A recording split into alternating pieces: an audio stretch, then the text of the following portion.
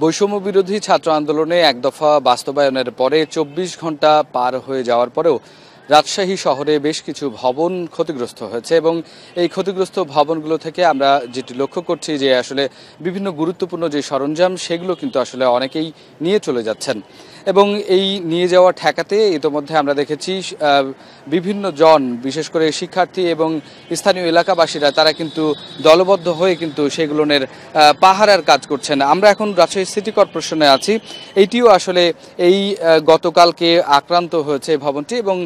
প্রায় ২৪ ঘন্টা পার হওয়ার পরেও আমরা লক্ষ্য করেছি এর আশপাশের বিভিন্ন মানুষ তারা এখান থেকে গুরুত্বপূর্ণ সরঞ্জাম সহ বিভিন্ন কিছুই নিয়ে গেছেন।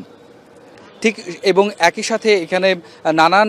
জায়গায় আগুন ধরানো হয়েছে, ভেঙে গেছে, সেই সমস্ত বিষয়গুলো শিক্ষার্থীরা এখানে পরিষ্কার করেছেন, পরিষ্কার এখনও করে যাচ্ছেন এবং একই সাথে এইখানে অবশিষ্ট যে সমস্ত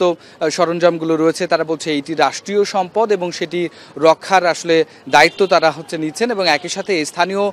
যারা রয়েছেন এলাকাবাসী যুব সমাজ তাদেরকে একত্রিত করছেন এবং সংঘবদ্ধভাবেই তারা বলছেন যে এই গুরুত্বপূর্ণ সম্পদগুলো তারা পাহারা দিতে চান। শুধুমাত্র রাজশাহী সিটি কর্পোরেশনই নয়, এর পাশাপাশি রাজশাহী কেন্দ্রীয় উদ্যান যেটি রয়েছে, চিড়িয়াখানা, সেখানে বিভিন্ন পশু পাখি রয়েছে এবং গুরুত্বপূর্ণ সরঞ্জাম রয়েছে, বাচ্চাদের খেলার সামগ্রী রয়েছে, সেখানেও ছাত্ররা কিন্তু একইভাবে দলবদ্ধ হয়েছে এবং একটি গ্রুপ করে তারা কিন্তু পাহারা দিচ্ছেন। তো এই ছিল রাজশাহী থেকে আমার কাছে সর্বশেষ খবর।